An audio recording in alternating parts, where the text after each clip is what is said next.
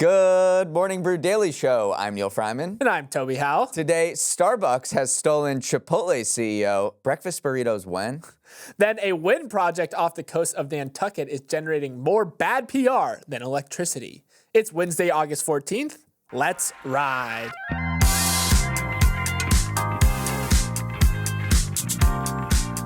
Did you watch the Olympics closing ceremony and think, what is that catchy as heck synth track they're performing? I gotta look it up. Well, you are in good company. That vibey song called Night Call by the French artist Kavinsky became the most Shazam'd song in a single day ever after the event. Night Call is iconic in the electronic music canon, but it was introduced to the general population as the song Ryan Gosling listens to in the 2011 movie Drive.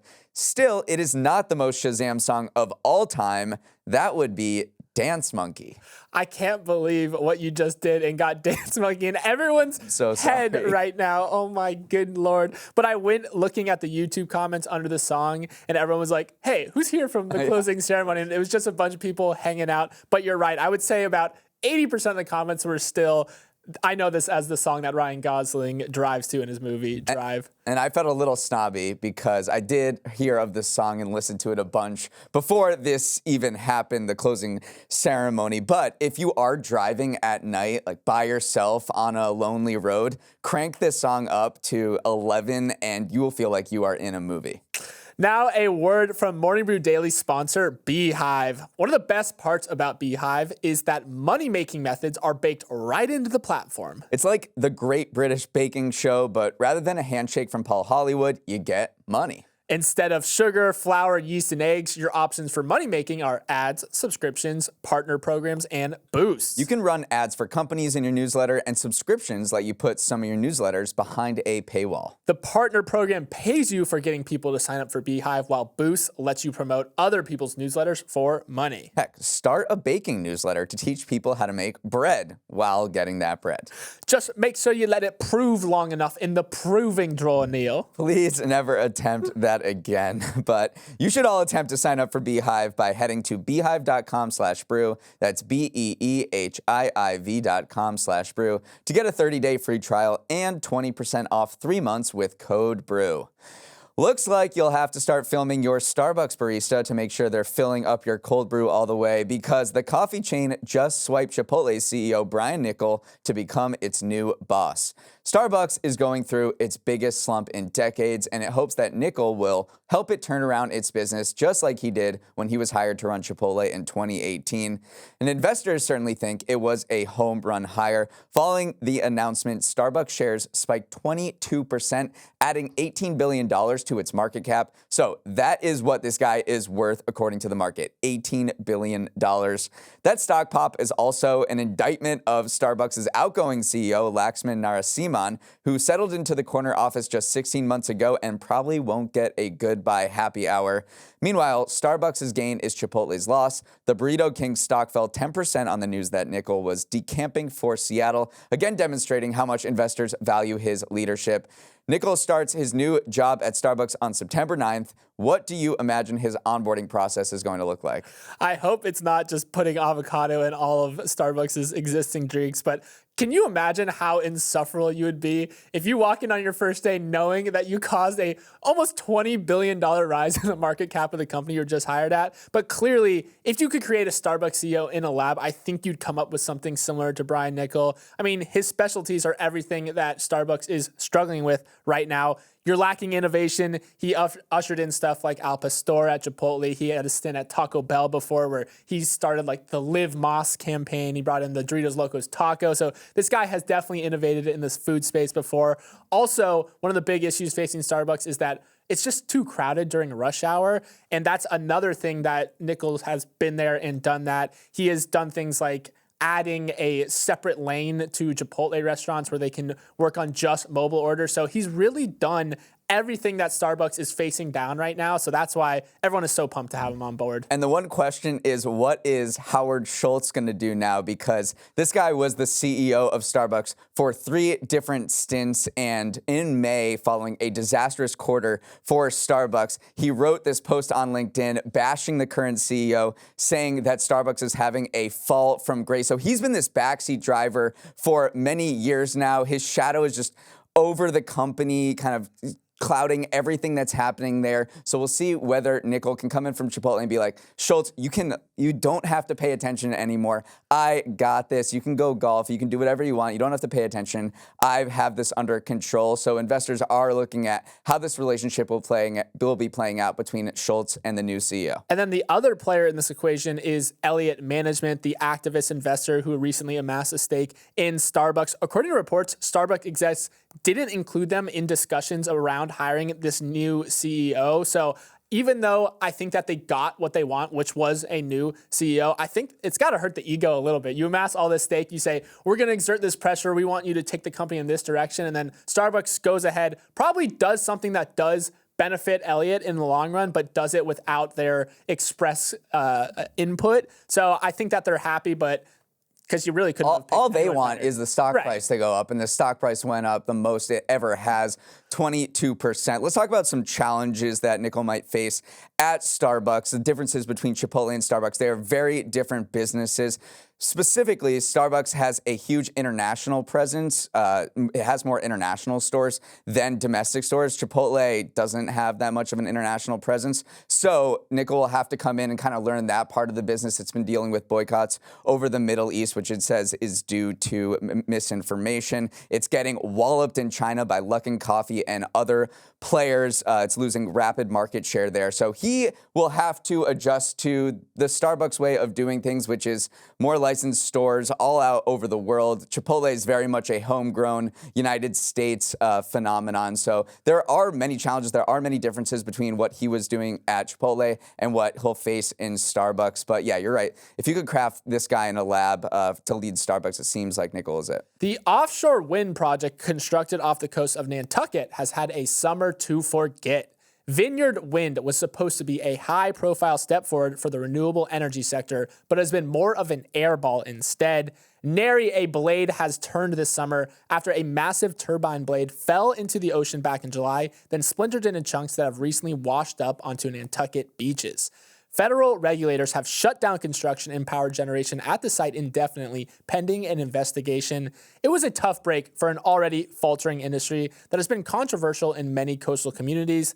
Throughout the life cycle of this project, property owners have sounded off with complaints about obstructed views and potential negative effects on sea habitats. And this latest accident provides fresh ammunition to anti-wind foes both near on the island and far away in Washington. Neal, it was just one blade, but it could spell doom for the entire project. It really could. I mean, this is just everyone is waiting for you to mess up, and you do. It's kind of like someone going on the balance beam, and you're like, can they actually pull off this routine for the entire 3 minutes? And they end up spilling and falling, which is, definitely a blow to the industry and to the 8 other projects that are happening off of the East Coast. This was considered a win when it started powering up. I mean, it was the nation's largest offshore wind project. It was the first commercial one to deliver power to actual customers. Ultimately, it's expected to power 400,000 homes in Massachusetts, and there are high hopes for it that it would ultimately, offshore wind in general, will ultimately power 45% of the state's current annual consumption of electricity. And it is, it's just one blade, but again, it was like everyone was just waiting for a mistake to be made because there were so many concerns to begin with, and it just could not deliver on it. What they said was, it was just a manufacturing mishap. This is very rare. They just said, the adhesive didn't work. So basically, they didn't use enough Elmer's glue on this thing. But it is a high-profile mess-up at a time when everyone is scrutinizing this industry, and it did not deliver. Yeah, particularly in Nantucket, it's been a very complex relationship with this project because part of the community's growing resentment towards it is that the fact that they just don't have much agency over this project because it is built in federal waters, even though you can literally see it from the island. So it requires very little buy-in from locals. So obviously, too, the island doesn't really like change. I mean, they haven't liked change since the 1800s when the whalers started to get displaced by Boston transplants. But yeah, if you don't have control over something that feels like it's happening right in your backyard, of course, there's going to be resentment when giant shards of this wind turbine blade start washing up on your beaches. Right, especially when a lot of the industry there is fishing and tourism, and they talk to, local owners of surfing schools, and they had to close up shop for a week. They lost, a week of business. So, yeah, I mean, this is a tough look for the industry, but it is a huge part of Biden's plan to create more sustainable energy, and, it is zero carbon. So I think there is momentum behind it from the current administration. If Trump is elected, then all of that goes to crap because he is a big opponent of wind energy. He had a high-profile battle with a wind farm off the coast of his golf course in Scotland. He said he hates wind. That is a quote. So expect a lot of these projects to be canceled, even as they're just starting up. If Trump is elected, I'm sure Kamala Harris administration would continue promoting Biden's policies of subsidizing these offshore wind projects and hopefully getting them up and running in order to create, more zero emissions power to power a lot of these coastal communities up and down the eastern seaboard. Later this week, Indonesia is set to inaugurate its new $32 billion capital city in the jungles of Borneo. A what in the what? 5 years ago, President Joko Widodo announced plans to move Indonesia's capital from the megacity of Jakarta 1,200 miles away to the eucalyptus groves of Borneo. The idea is that Jakarta is overcrowded, is also sinking rapidly into the ocean, and the country should build a new capital from scratch to spread economic growth to other regions. It's essentially like Biden picking up the Capitol building and dropping it in the Oklahoma Panhandle.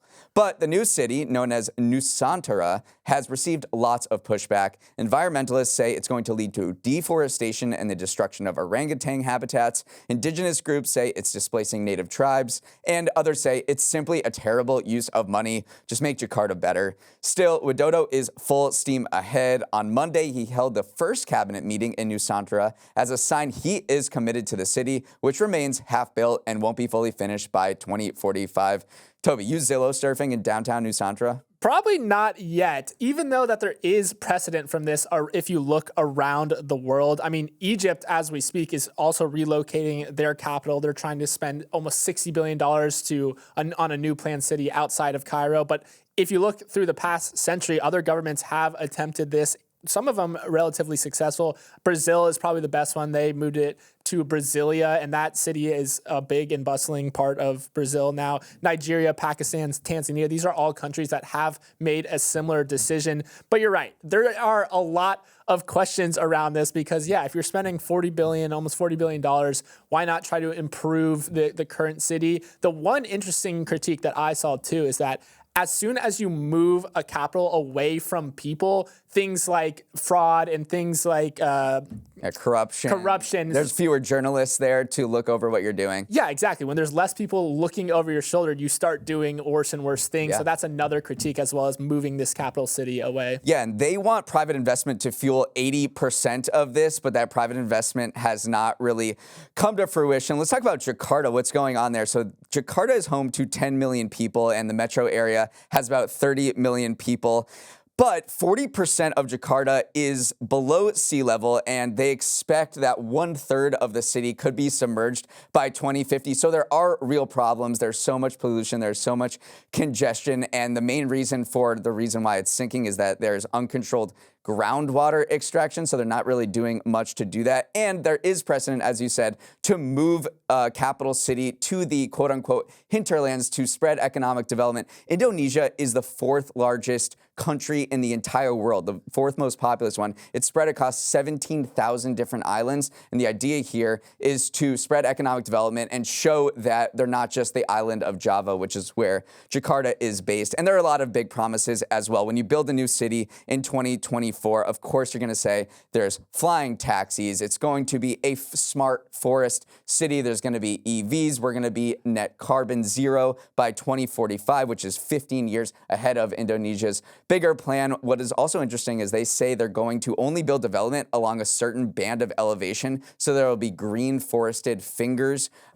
going across this city. Again, it is half built. People who have visited say it's literally just a skeleton right now. So there's a long way to go, and it seems like many of these new cities just take so much money to build. We look at the line that Saudi Arabia is building. They've scaled back those plans by 98%. So these are just massive capital projects that take so long and so much money. It sounds like a Zillow description that you read. You read the description, then you look at the house, and you're like, wait a second, this doesn't quite add up. But hey, if it ever gets done, I would love to take Morning Brew Daily on the road to Indonesia. I think we could do a nice international pod.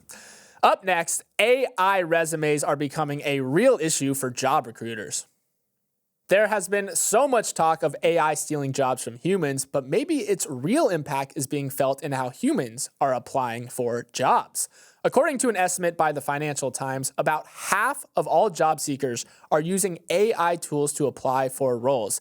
And I'll tell you who's not happy about that stat. Recruiters. They have warned that they are seeing a barrage of higher volume but lower quality applications. The ease with which an applicant can feed questions from an application into ChatGPT is making it a headache to identify quality candidates. It's becoming a bot versus bot world out there. Job seekers are using AI to craft resumes in seconds, then blast them out to robo-apply for hundreds of jobs, while companies are deploying bots of their own to sort through the increased number of applications they are getting. Neal, AI is breaking the hiring process. It truly is. And I know everyone made fun of the Bumble CEO when she said dating in 5 years is just going to be your AI talking to another person's AI. But that is literally what is happening in the job market right now. 97% of Fortune 500 companies are already using automated AI systems to sift through candidates. And now candidates themselves are saying, hey, why do you get to do that and we don't? So they're throwing all of their resumes and cover letters into ChatGPT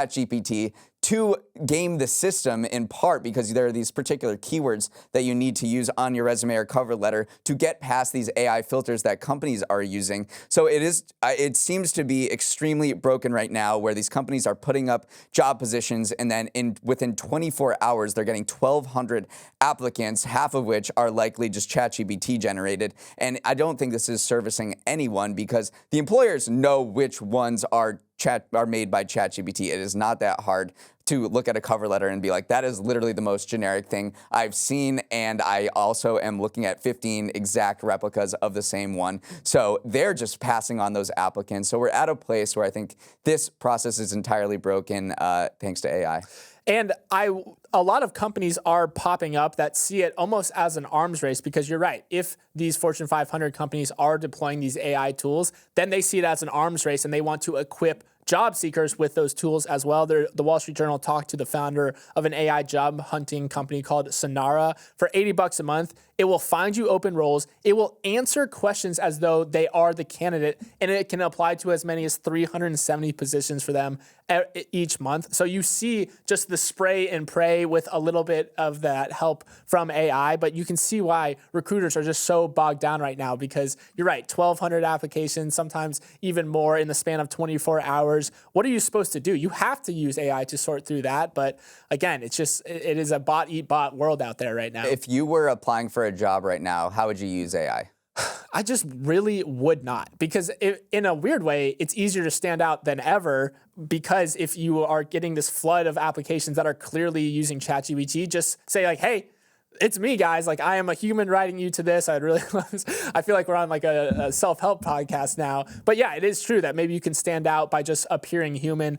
The other thing that companies are doing in order to try to withstand this barrage of applications is setting little booby traps for people. We've talked about this before where the professor was saying people were just copying and pasting prompts. So he started hiding, say, like put a reference to Batman in very small font. Companies are doing a very similar thing where they'll have a prompt, but at the end they say, if you're reading this, awesome, do not answer this question. So if you have an application that does, in fact, answer that question, you know they probably use AI. So you're going to have to get creative with it because this problem isn't going away anytime soon. I would probably use it to make my resume because that's kind of copy-paste. I would say scrape the internet and just make a resume for me. Like, just find everything that I've ever done and put it in a resume. Or just format it, make it more concise. Or format it. That seems okay. Yeah. In the most bizarre collab since Eminem and Elton John, canned water brand Liquid Death is teaming up with the bougie ice cream maker Van Leeuwen for a new product that hit shelves yesterday. No, it's not water-flavored ice cream, it's hot fudge sundae sparkling water. Just to clarify, this is sparkling water that tastes like hot fudge sundae, packaged in a tall boy can and containing 20 calories. Though Liquid Death has become known for its crazy flavor drops like convicted melon, this marks the first time it's collaborated with another company on a new product. Van Leeuwen is also no stranger to diving off the deep end. In 2020, it worked with Kraft to make a macaroni and cheese flavored ice cream that sold 6,000 pints within an hour. Yes, you might have thought mashups peaked with Girl Talk, but offbeat collabs like the Hot Fudge Sundae Water have become an unmistakable trend in the consumer goods industry. Brands like Crocs, Taco Bell, Hidden Valley Ranch, and Oreos have perfected the art of finding a partner who's down to get weird with you, build hype together on social media, and then do a limited drop of the product to create a sense of exclusivity. But before we talk about all that business strategy stuff, are you drinking this? I cannot wrap my head around it. How can you make water taste like hot fudge? It's very confusing to me. The commercial that they made for this product is very funny as well. It's like a typical fratty beer ad, but instead they're funneling ice cream. People are getting brain freezes. So Liquid Death knows what they're doing. I actually really respect Liquid Death's just candidness with how they say what their company is. Their CEO said that we're an entertainment company that monetizes via beverages. And then you look at the wider beverage industry, you see a lot of instances of this. Red Bull, Monster, typically they monetize and they advertise themselves via action sports. Liquid Death is just doing it via comedy. So I like that they know that they're lane and they keep leaning into this unhinged online marketing. But it's certainly not even close to the only brand that's been doing this. I mean, there are a bunch of different collabs where there are companies that you would not ever put in the same room together, and they're coming together and doing this with limited drops and building social media hype. And it's very interesting to see this trend absolutely take off. And I'm curious your thoughts about how what is going on here, how social media plays a role, and why we're seeing these things boom recently. I think it's one, you have to toe this very fine line between being online, being unhinged, and then just going over the top. I mean, if you go back to Duolingo with their owl and just doing this very passive-aggressive social media presence, a lot of companies try to emulate that. I mean, look at Kamala Harris's campaign right now. They're leaning into Brat right now. I do think what you get when you have these collabs is what you call the halo effect, where when you take two beloved brands, you take Crocs and KFC, for instance, they did a collab. You have this group that loves Crocs. You have this group that loves KFC. You put them together, it's just going to grow the overall pie. So I think people are very much into it as long as it does feel unhinged. If it's too corporate-y, then it's not going to hit the same. One of my favorites was Absolute Vodka and Heinz teamed up to make Absolute Heinz vodka sauce. It's stupid, but it also totally works in a weird way. Heinz saw really great results from that. So I think we're definitely in that era where it's still fun and still cool. Who knows if in maybe 2 or 3 years we will be saying the same thing. Okay, Toby, I'm going to run down some of these insane collabs, and I want you to say yes or no whether you're going to try them. Sour Patch Kids Oreos. That was a thing that came out in January. Yes, 100% yes. Burt's Bees and Hidden Valley Ranch Lip Balm. I remember when this came out. I legitimately threw up in my mouth. That sounds disgusting. I would do that one. Okay, I know you're going to say yes to this one, but Taco Bell Cheez-It, the Cheez-It Crunch Wrap. I've already had it. And then And then the final one, this one was super buzzy, a Pringle and Crocs collab where Crocs created a shoe with a chip holster in one of the shoes. Can you imagine showing up to a date with your Pringle holster Crocs on? That's going to go well for you. I'm going to try that. That's a yes for me. You guys remember the good old days when you'd hop in your car, toss in a cassette tape, and pump some tunes? Well, I don't. I'm too young for that era. But I might get a chance to experience it soon because cassette tapes are having themselves a revival. Last year, the music sales tracker Luminate Data found that 436,000 units were sold, up from 81,000 in 2015. Unsurprisingly, Taylor Swift is contributing to the rise, even though she wasn't even alive when the first Walkman came out. 2 of her albums were among the best-selling cassettes last year, but other very Gen Z artists like Phoebe Bridgers and even the Barbie movie soundtrack contributed to the boom. This renaissance has shades of the vinyl comeback we've spoken about before, but the price tag of the cassette makes it especially appealing to the use. It's turned into a legit revenue stream for artists in the process as well, Neal. Yeah, you can't chalk this up to being like, oh, I really want to hear that beautiful sound that a cassette makes. Like you could maybe say it with vinyl, but it does appear like younger people are reverting back and rediscovering old music formats like vinyl, like cassettes, and they're not listening to old music on it. They're not putting in like the Rolling Stones or the Monkees or anything like that. They're listening to Florence and the Machine, Harry Styles, Arctic Monkeys, Olivia Rodrigo, who are releasing, when you release an album now, it's not just, I'm going to throw it on Spotify, it's I'm going to have 4 different vinyl records, I'm going to have a pink cassette tape, I'm going to have a white cassette tape, and it speaks to this nostalgia culture, this collectible novelty thing that a lot of younger consumers are seemingly interested in. It also mirrors the rise of digital cameras, which grew again in sales after falling since 2010. So there's been a revival in a lot of these old formats. I guess it's cool to do it, but this made me nostalgic for my first Walkman, which I'm thinking about. I think it was a CD one, not a cassette tape, but I did listen to a lot of cassette tapes, and it was interesting going through the history of cassette tapes. They were just big from the late 70s through the 90s, and those 2 different hardware players were so integral. The Sony Walkman, which was the OG iPod, and then that boombox came along, which you could record on. And those really, elevated the cassette tape to become super mainstream. And if you just look at pop culture, the Walkman and cassettes are both featured very heavily. I mean, Stranger Things, cassettes, that just whole era is right smack dab in the middle of when that is set. And then Guardians of the Galaxy as well. The main character there is always listening to these older tunes on it. So I think people are seeing it everywhere. And you're right. It is just nice to sometimes feel that nostalgia compared to vinyl too. It's just so much cheaper. So if you're a kid, if you're a teenager, of course you're going to choose the cassette over a $40 vinyl or something like that. During the pandemic, also sales were goose because there were rising demand for vinyl. We talked about the vinyl renaissance, but the supply chain was so messed up. Everyone's like, I guess I'll get a cassette instead. So I don't know. I think cassettes are back, even though I'm going to be totally honest, I have used the cassette before. I do know how to use it, but it's better to show that. I was going to say, I think we should do a video where I give you a boombox and I give you a cassette tape and I ask you to play it. And I think if we film that, it would lead to a lot of good content. Hilarity. Okay, let's wrap it up there. Thanks so much for listening and have a wonderful Wednesday. Toby, you're going to be gone for the final 2 shows of the week, so safe travels. Our super sub Kyle is warming up in the bullpen right now and will do a great job filling in for you. For any feedback on the show, please send an email to morningbrewdaily@morningbrew.com. Let's roll the credits. Emily Milliron is our executive producer. Raymond Liu is our producer. Olivia Graham is our associate producer. Uchenna Ogu is our technical director. Billy Menino is on audio. Hair and makeup is the brand collab of the century. Devin Emery is our chief content officer, and our show is a production of Morning Brew. Great show today, Neal. Let's run it back tomorrow.